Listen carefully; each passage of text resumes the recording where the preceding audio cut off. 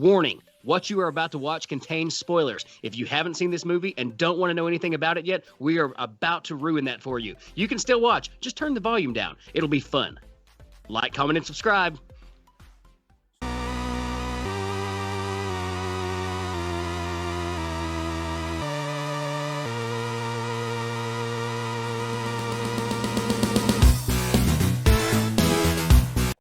Welcome to Rage, you nerds! We are talking Ghostbusters Afterlife, and this is completely uncut, uncensored, unadulterated. It will be edited, so I'm not going to say unedited. And we're talking spoilers! We're going to be spoiling and dishing and commenting and giving our thoughts on Ghostbusters Afterlife, the good, the bad, that muncher son of a gun. So again, if you haven't heard me originally, spoiler alerts are ahead, and we gave you a warning already, so this is like 3 warnings. You've had enough. You're about to be out. But before you're out, please make sure you like, comment, subscribe, share, smash the dinghy, and tell your grandma to tune in because we are loved by grandmas. Alright, boys, so this is your thoughts on Ghostbusters Afterlife. Let's start with TJ this time. I loved so much about this movie, from the fact that they used the original score throughout pretty much the entire movie. Every little Easter egg, the book stacking, the machine from part 1 that gets hauled out of the office at the first of the movie when they're kicked out of the office. So many little things that you just notice in this movie. It just hits you with like this nostalgia. I loved it. I did think it took a little bit of time to get going, and that's understandable given the fact that you have a new set of characters and you're trying to give them a little bit of backstory and a little bit of, you're trying to development. Yeah, you're trying to give them some character development. So I understand how it feels like it takes a little bit of time to get this movie going, but when it does get going, it's kind of like it's over quick. Did either of y'all kind of get that sense? Like, oh, all right, we're finally here. Then suddenly it's like, oh, okay. So I kind of did feel that way, but I could understand how other people, maybe not with the full investment to the older Ghostbusters, would be feeling like, well, dang, you guys had an interesting movie, and then you had to shoehorn in these old farts, which I think is literally some of the reviews by The Guardian, The Daily Piece, Losers who think they know everything, and how we're wrong with everything. I did kind of get glassy-eyed for a little bit there at the end, with Egon's ghosts helping his granddaughter, and all 4 of them lined up and then just kind of looking over at him. And then, gosh, when Ray said he was sorry, holy shit, I just started tearing up. Listen, I got teary-eyed when the Ghostbusters made their first appearance, and I even knew the exact point because you could feel, it was like, okay, they're about to show up. Yeah. And I still was like, oh God, they came. It's like you don't believe it no matter what. All the trailers, everything that's been building up to this, and you don't believe it until you're finally sitting in that theater and you see it on screen. So, the opening to this movie is one of the greatest openings in any movie I've ever seen because it doesn't reveal him, but you know it's him. And there's hints throughout that. Mm-hmm. Like, those of us who are seasoned vets at this know it's Egon. Oh, but quick. What about to go back to TJ's point? What about him dying in a huge homage Easter egg to Dana Barrett's abduction in the first movie? The terror dog arms popping out of the chair and grasping him. And I liked how it just stopped right there. Yeah, it didn't show anything. Didn't show anything violent or anything. He had just put the trap in his little hidey hole. Paul Rudd, their camaraderie on screen is so like, it's Paul being Paul. I don't know. Like, I liked everything about that because he's just being himself in a lot of this. She's a great actor, but like, you feel like some of the stuff I want to see some behind the scenes stuff on this when it finally gets released. I'm wondering how much of that was ad-libbed. how much of their back and forth was ad-lib, yeah. because it was great. It was absolutely great. And it really kind of, so you're already invested in the kids' characters, and this is to like 9 main characters in this movie. And True. you're invested in every one of them. It's kind of, well, it's very much like Stranger Things. Like everybody's story, you're invested in 100% at the time where they're there. There's not one main person. I do like, one of my favorite things was it started with chess. Egon being a ghost, doing his ghostly stuff, playing chess. Then it went down to his lab and he's like lighting things on. And that came full circle because, you know, his daughter had such a hatred towards him. And even Ray on that phone call, they had such a hatred because they didn't understand. They didn't know what was going on. They just thought he left. And then when the moment where I don't know what was more emotional for me. Hang on. Hold back. Let me choke that back. All right. I'm serious. I was ready to go. I was ready to just start bawling. I don't know what was more emotional for me. His reveal at the end. And I think that's totally CG. I don't think they got an actor and dummied it up. I think they took Harold and CG'd him to that. Because we've come leaps and bounds technology wise. And that's why he didn't talk. I love the fact that he didn't say a word.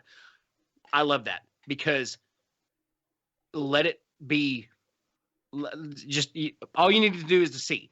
So, but I don't know what was more heartstrung for me, like the reveal at the end where he's helping his granddaughter and they all see him, which is still kind of funny because they're like, oh yeah, he's a ghost now, I guess. Okay, cool. Well, all right then.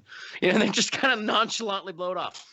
But when she's down in his lab and she sees all those pictures of herself and how much he does care about her and has been keeping up with her, that kind of like, I don't know, it like broke my heart, you know, because like she didn't know. Mm-hmm. And this whole time she's been like, and then her daughter is basically the teenage version of him. To me, that was really powerful. And I think that, of course, she got attacked by the terror dog shortly after that and didn't remember anything until she got out in her Zool dress. So I want to hear what you have to say on this, Mr. Cack.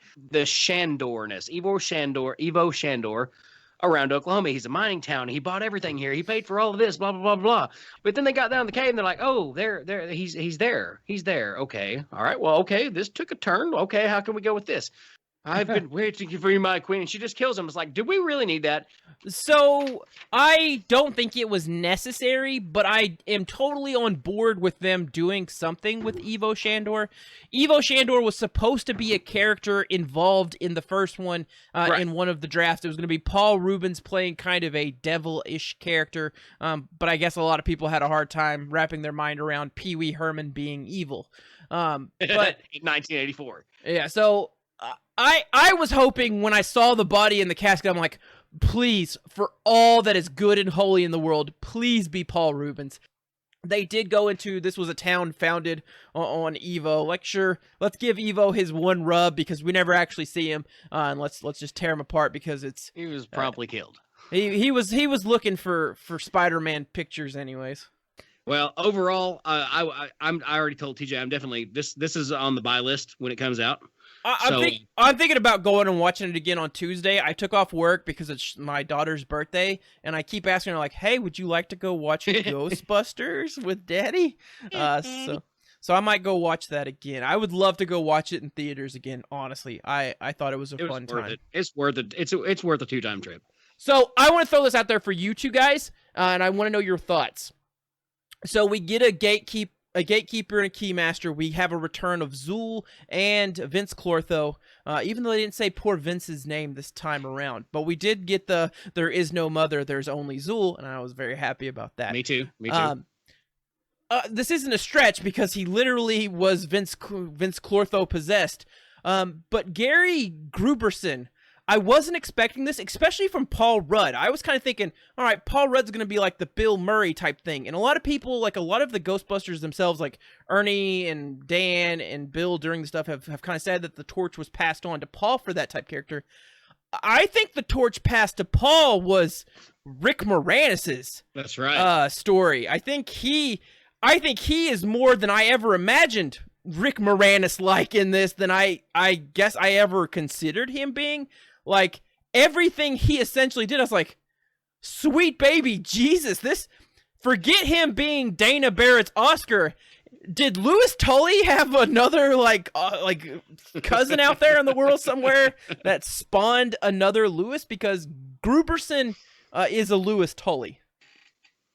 No, he very much is, and I think that was one of my only disappointment. Well, I mean, a handful of them, but like I would have liked to seen Rick in this somehow. But I agree with you. Is like the torch has been passed. He's the new Louis, and I don't know where we're gonna go from here. But like, if we go anywhere, I can't see myself not liking it. Sort of like, so Louis, he was their lawyer. Don't worry, they got arrested at night. But he was also there. He did their taxes. So maybe he helped Winston get to where he was. You're glad he's there, but you don't laugh him off. You laugh him in a way that's kind of like, he's awkward and relatable. And, like he says all the right things. I don't know. It's just, I thought I could totally see that stretch that if this continues, he is going to be more of a Louis Tully kind of person. So I get that. And I think that's a good idea. I hate that for $1. I hate to say this also, but TJ, Gary Gruberson is also a proxy of us. Very much so. And I was about to actually say something about that. It's just the way he geeks out about the trap and the proton pack. And you just, even the whole, like, once he opens, like, we need to go, but you're an adult. Right. I'm liable. It's just things like that. I mean, just knowing all about the Ghostbusters and it very much is like that proxy for the fans and the Tully type character. Yeah, One of the things, speaking of Louis Tully, is I just kind of wish I would have seen more Easter eggs kind of referencing him in a way. Other than like the helmet that gets put on. Yeah. But like there has to have been something like that we didn't see that was thrown in there. Like even if it's just something like a Louis Tully law firm on a paper. Can we just talk about how much I love Phoebe in this again? Like I just like want to harken she back to that. Is like the jokes. Oh, the dad jokes with yes. Like no humor. Gosh. What do you call a fish with no eyes? No, like my favorite one was whenever like she and Gruberson are like talking like the first time. He says something about triangulating it, and she's like, "Well, did you try 3 seismographs?" And he's like, "Yes, I know how many sides a triangle has." She goes, "I'm just making sure you're not obtuse." And then the wink. That was great. The almost she's like a dead body that happened to wink kind of wink. It was such a weird wink. It was so funny. It's like, is that a joke? It's like, I did wink. She's great. That character is so fantastic, and like the depth that you get to that, and again, sometimes you might forget it because you're not, what's going on in someone's mental health is never fully apparent on the outside at times. But the fact that they laid the groundwork, letting you know originally, like she doesn't like you're not going to see her emotions outwardly that are happening internally more often than not. Like remembering that and seeing and like thinking back to some of the moments, like that character's just fantastic, dude. That's such a great character. Like she's great in her delivery. I want to see her again in another Ghostbuster film. Yes, here. And she's the only I know Trevor finally got to fire a neutrino wand, but like Phoebe was the Ghostbuster in this film for the longest time. And I think that's super interesting too, but I like it. Oh, speaking of He-Man and just Jason Reitman's inclusion too, I don't know if you boys noticed this, and I wouldn't have necessarily noticed it either had I not read an article about it beforehand, but when Gruberson pulls up the laptop, have we talked about this before? I don't think so. When he pulls up the laptop to show them the events in 1984, The very first clip is a mother carrying a child and holding the hand of another child coming out of the building, and then it cuts to like the Ghostbuster stuff. Yeah. That is an actual scene that wasn't used from Ghostbusters 1984, and that is Ivan Reitman's wife, his daughter, and Jason Reitman. Oh, wow. And Jason asked for that archive footage to be pulled as long as it still existed, and he said he was bound and determined to have it included in this film. That's awesome. So he got his mother and sister in the Ghostbusters franchise, which would not have happened had it not been for this film because they were cut out of the final draft of the movie. Yeah, I like it. I like it too.